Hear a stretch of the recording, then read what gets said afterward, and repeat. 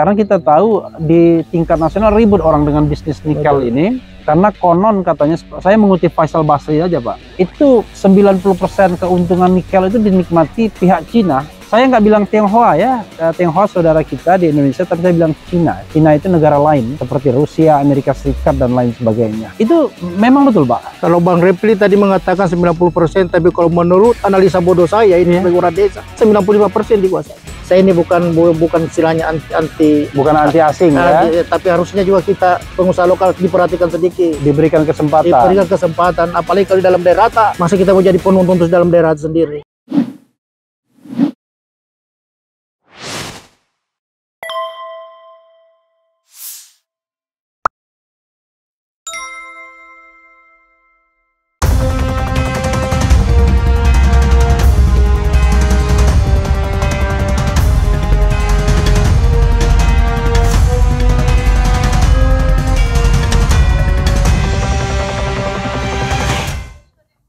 Assalamualaikum warahmatullahi wabarakatuh. Waalaikumsalam. Sobat RH sekalian, jumpa lagi kita di channel yang keren ini.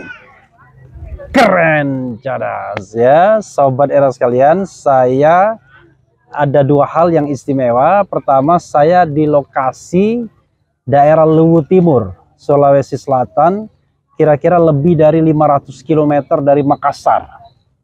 Dan yang kedua, ini menghadiri acara di sini, yaitu acara mu'alaf. Tapi saya bertemu di sini dengan Direktur Utama UIL, bukan wanita idaman lain, tapi wajah inti lestari ya, Bapak Haji Tasman. Assalamualaikum warahmatullahi wabarakatuh. Waalaikumsalam warahmatullahi wabarakatuh. Nah, jadi Pak Tasman janji mau buka-bukaan soal tata kelola nikel dan bisnis nikel ya di daerah Kendari atau Sulawesi Tenggara. Beliau punya tambang nikel di daerah mana Pak? Saya di daerah Kabupaten Kolaka, Sulawesi Tenggara. Oke, Kabupaten Kolaka, Sulawesi Tenggara. Itu lokasinya kira-kira berapa kilometer dari Kendari? Di Kendari sekitar kurang lebih 200 kilo. 200 kilo ya? Bukan 200 kilogram tadi kan? 200 kilometer. Pak Tasman ya, pertanyaan pertama yang ingin saya langsung tanyakan kepada Bapak adalah apa keluhan Bapak soal tata kelola bisnis nikel ini? Sebelum saya bicara flashback, Bapak bisa bermain di tambang nikel ini. Jadi kalau saya mungkin hanya masukan saya sebagai, apalagi dengan bertemunya Bang Rapi, mungkin kita tahu kalau Bang Rapi ini pasti tersalurkan ini kita punya unek-unek selama ini. Insya Allah. Karena kalau kita lihat ini program, khususnya program Presiden ini bahwa investasi itu tolong diperlancar. Yang kami rasakan selama ini, ketika ada pengurusan izin itu seolah-olah susah sekali Bang. Susah sekali. Itu untuk semuanya atau untuk? Tidak semua juga. Tidak semuanya. Tidak semua juga. Oke. Yang susah siapa? Yang tidak susah siapa? Ini selama regulasi, apalagi dengan pindahnya ke dulu kan dari kabupaten. Iya. Kabupaten pindah ke provinsi, alhamdulillah masih bagus lah. Iya. Artinya kita dari pengusaha lokal masih bisa lah, masih gampang lah kita ini koordinasi sampai ke provinsi. Tapi begitu sekarang pusat ke pusat terlalu banyak. Terlalu banyak yang kita harus hadapi terus. Bukan persoalan banyaknya, tapi itu susahnya kita tebus itu. Dan ini mohon maaf, susahnya ditembus itu juga terkait dengan banyaknya meja gitu yang harus dilalui. Artinya ya mungkin itu karena terlalu banyak ini masukan-masukan, apalagi kayak kalau kita mau seperti kita mau ketemu Pak Dirjen memang susah kita mau temui langsung. Pasti kita lewat ini berapa jalur kita harus temui. Ada dalam tanda kutip pers juga. Pers itu. Bukan pers jeruk ya, pers bener. Jadi saudara sekalian ya, itu keluhan beliau. Memang kalau kita lihat selama perubahan undang-undang ke otonomi daerah, undang-undang pemerintahan daerah, memang izin-izin itu ditarik dari daerah, kabupaten kota ke provinsi, bahkan ke pusat. Kalau untuk tambang nikel pusat ya? Pusat. Kalau untuk sekarang dikembalikan lagi untuk izin batuan kembali lagi ke provinsi. Batuan provinsi tapi nikel pusat. Ke pusat. Tapi keren Pak Haji Tasman ya, bisa bisnis nikel, karena kita tahu di tingkat nasional ribut orang dengan bisnis nikel. Betul. Ini karena konon katanya, saya mengutip Faisal Basri aja Pak, itu 90% keuntungan nikel itu dinikmati pihak Cina. Saya nggak bilang Tionghoa ya, Tionghoa saudara kita di Indonesia, tapi saya bilang Cina. Cina itu negara lain seperti Rusia, Amerika Serikat dan lain sebagainya. Itu memang betul Pak? Kalau Bang Repli tadi mengatakan 90%, tapi kalau menurut analisa bodoh saya ini sebagai orang desa, 95% dikuasai. Oh, 95%.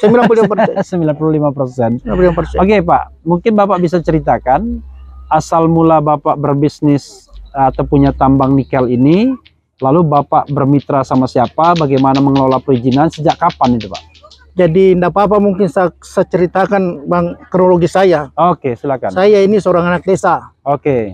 Jadi awal mulai dan tamatan saya cuma taman SMP. SMP. Sampai sekarang masih SMP juga? biasa saya paket C. Oh, paket C. SMA ya. Perjalanan. Oke. Jadi awalnya bisnis saya penjual ikan. Penjual ikan. Dari jual ikan naik ke bisnis kayu. Setelah saya bisnis kayu, dipercayalah saya pada 2010 itu, dipercaya masyarakat itu jadi kepala desa. Masyarakat di mana? Di Desa Muara Lapau, Kecamatan Wolo, Kabupaten Kolaka. Oke, desa wow pokoknya tadi. Desa Muara Lapau. Muara Lapau, Kecamatan Wolo, Kabupaten Kolaka. Kecamatan Wolo, Kabupaten Kolaka. Di situ di daerah saya itu kebetulan di wilayah desa saya masih ada lahan nikel. Oke. Lahan nikel yang belum memiliki IUP. Oke, IUP itu izin usaha pertambangan. Oke. Nah, itulah. Saya kebetulan pada saat itu saya kepala desa, datanglah dari Cina, dari Jakarta tapi orang Cina. Tapi orang Cina ya? Dia Cina Medang. Oh, sorry. Tionghoa ya? Tionghoa.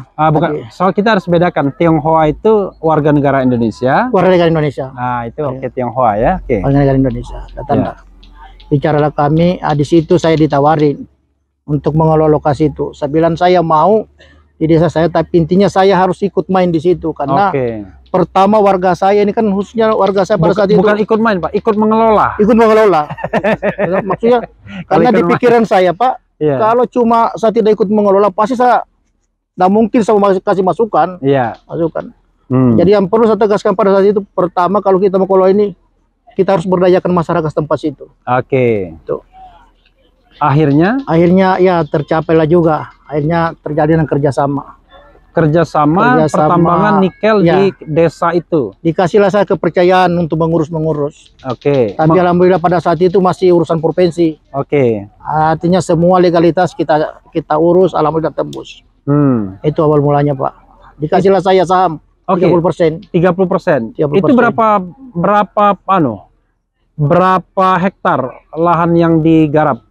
Jadi itu garapannya kita sekitar, IUP-nya kita 210, tapi yang potensi hanya 100 lebih karena sebagian laut. Oh, sebagian laut.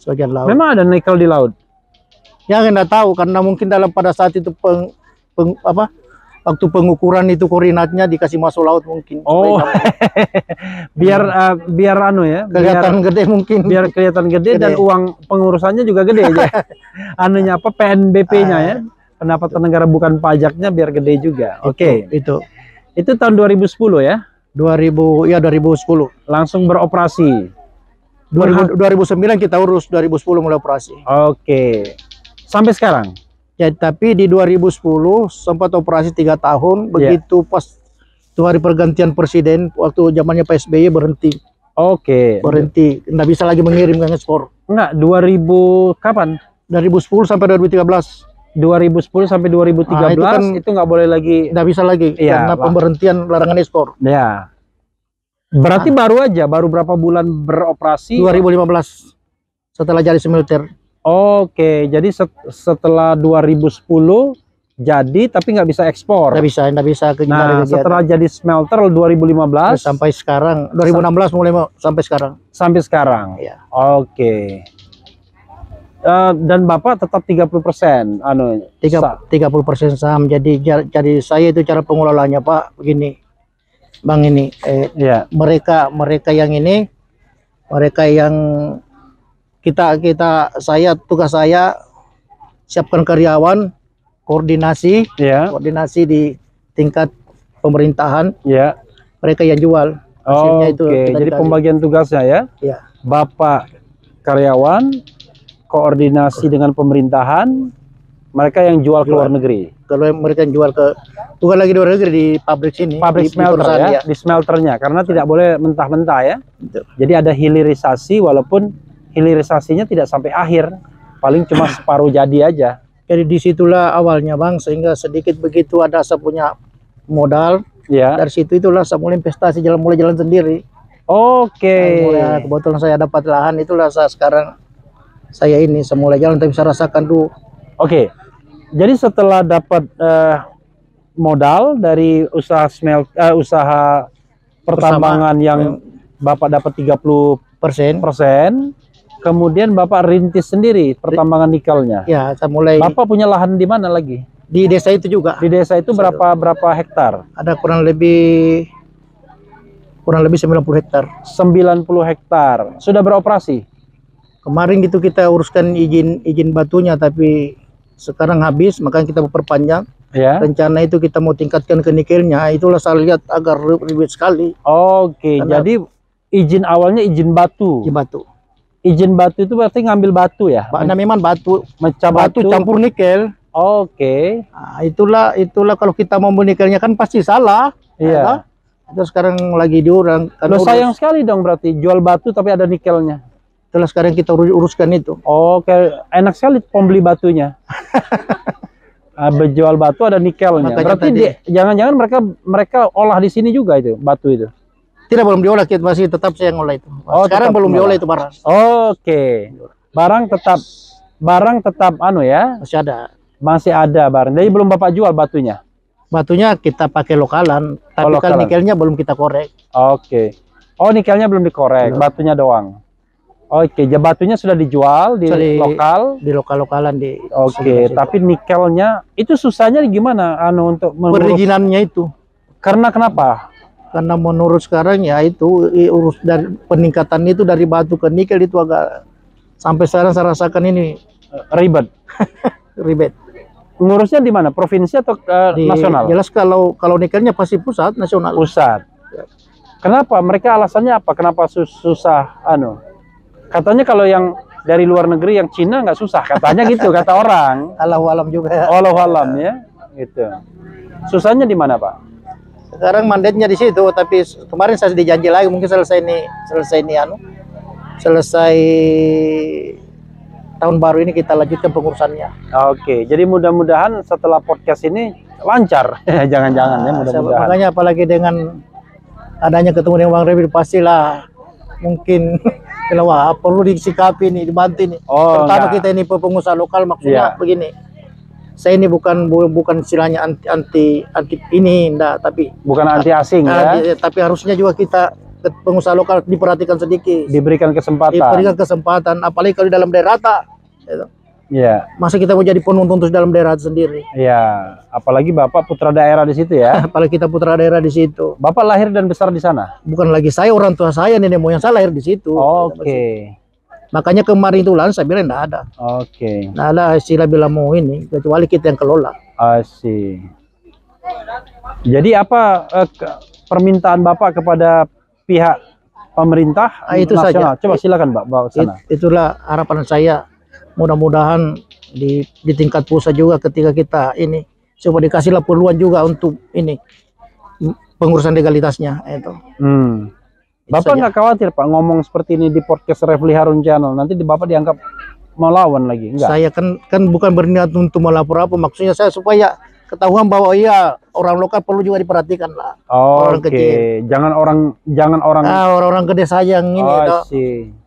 Apalagi tambang Bapak nggak gede-gede amat ya. Apalagi kita ini tambang Cuma 90 hektar ya. kurang lebih 80 hektar. 80 hektar. Yang Banyak. Bapak tahu tambang nikel paling besar tuh berapa hektar? Oh, ribuan. Ada ribuan hektar. Ada ribuan hektar, ada puluhan ribu hektar. Puluhan ribu hektar ya. Jadi Puluhan ribu hektar. sobat daerah sekalian, ya pemerintah harus adil lah ya kan. Jangan sampai pengusaha-pengusaha lokal pribumi ya tidak diberikan kesempatan ya kan, apalagi mengelola sendiri kan seperti Bapak ya. Ada lagi Pak? Saya rasa itu Pak, cuma itu harapan kami. Oke. Oke, itu bagian pertama Pak ya. Bagian kedua, kita ngomong tentang mu'alaf ini, apa namanya itu? Apa ya? Pokoknya bicara soal kampung mu'alaf ya. Bapak kok tiba-tiba tertarik dari Kendari ke daerah sini? Ini daerah Luwu Timur, daerah apa namanya ini? Toti. Kecamatan Toti. Toti. Toti. Oh, Tauti atau Toti? Toti. Jadi kecamatan Toti, Luwu Timur, yang berapa kilometer dari Kendari ini? Kurang lebih 700 kilo. Bapak dari Kendari atau Bapak dari Kolaka? Dari Kendari. Kendari. Tapi Kurang tinggal di Kolaka Bapak? Saya tinggal ada rumah juga di Kolaka di Kendari. Oke, jadi Bapak dari Kendari 700 kilo, dari Makassar 500 kilo. Kurang lebih 500 kilo Makassar. Iya. Walaupun kita lebih lama datangnya karena kita berhenti-berhenti. Kok tiba-tiba Bapak tertarik dengan kegiatan apa ini? Kegiatan mu'alaf ya. Jadi setiap tanggal 25 Desember sejak 5 tahun terakhir ini teman-teman Arimatea ya, itu melakukan peringatan mu'alaf. Mereka sedang mengajukan, katakanlah, menginisiasi ya hari mu'alaf sedunia kalau bisa ya. Nah, Bapak kok tertarik untuk mengikuti kegiatan ini? Saya tertariknya Bang, pertama saya ini, itulah tadi saya bilang, saya ini termasuk orang lokalan. Dan walaupun juga saya bilang sini, saya mungkin kenapa saya tertarik ya kan bicara masalah keagamaan itu kan investasi akhirat. I see. Oh, investasi akhirat. Jadi Bapak tidak hanya investasi di tambang aja. Oh iya, ya? artinya investasi akhirat. Ya. Dengan adanya saya di sini mungkin juga saya bisa, kalau ada rezeki saya bisa apa saja bisa saya juga saya bisa salurkan. Itulah tadi, maka saya bilang alhamdulillah, insya Allah. Dengan hasil-hasil dari sana mungkin yang saya kelola saya bisa juga alihkan sebagian di sini. I see. Jadi saya itulah yang saya ke sini. Oke ya, jadi memang sobat era sekalian, kalau ada rezeki jangan hanya berpikir tentang investasi dunia saja, tapi juga investasi akhirat ya. Dan Bapak kenal dengan siapa dengan kepanitiaan di sini? Saya ada beberapa teman, cuma belum terlalu tahu namanya. Coba kebetulan saya juga ada partner saya, Pak ini Pamul, dia kebetulan KPH di wilayah saya. Ya ajaklah, bilang ada kegiatan di sana. Saya bilang kalau bisa kita jalan sama-sama. Woi, luar biasa ya. Jadi beliau pakai mobil juga 700 kilo, jalannya bagus nggak Pak? Dari Kendari sini bagus ya. Bagus. Kami dari Makassar jalan bagus, tapi sempat kena badai juga. Jadi malam-malam kena badai, waduh, jarak pandang hanya berapa meter. Sebelumnya kita pengen berhenti, tapi terus pelan-pelan. Ada yang ingin Bapak sampaikan terkait dengan kegiatan mu'alaf ini Pak? Jadi kalau saya bilang kalau bisa juga diadakan di Sulawesi Tenggara, kami juga siap. Artinya siapa tahu di sana masalah tempat kami siap-siapkan. Insya Allah. Tempat ya. Terus kalau butuh lokasi mungkin kami juga bisa kasih kalau tidak terlalu luas. Oke. Tapi kalau insya Allah 1 sampai 5 hektar saya siap. Oke. Tepuk tangan dong. Nah, jadi beliau nanti insya Allah tahun depan kegiatan dilakukan di Kendari ya. Kendari.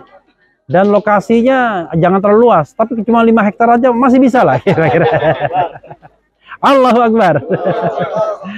Ya, itu saja sobat era sekalian, interview saya, wawancara saya dengan Pak Haji Tasman, pengusaha nikel lokal ya, yang sekarang ini merasa mengeluh berat sekali mendapatkan izin untuk mengelola nikel, padahal dia adalah putra asli daerah. Katanya nggak mau jadi penonton, kan pengen jadi pemain juga, tapi maksudnya pengelola juga. Dan alhamdulillah usaha nikel beliau dengan partner dari luar itu sudah berjalan. Tapi usaha untuk sendiri belum berjalan ya, karena masih terhambat perizinan. Mudah-mudahan perizinan itu bisa segera keluar ya. Ini juga imbauan kepada pihak otoritas, sepanjang memang memenuhi persyaratan, sah, legal begitu ya, harusnya pengusaha lokal juga diberikan kesempatan.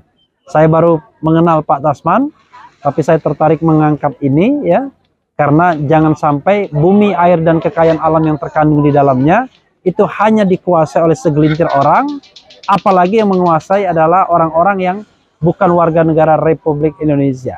Apalagi ini nikel ya. Itu saja sobat era sekalian. Wassalamualaikum warahmatullahi wabarakatuh. Keren jalan.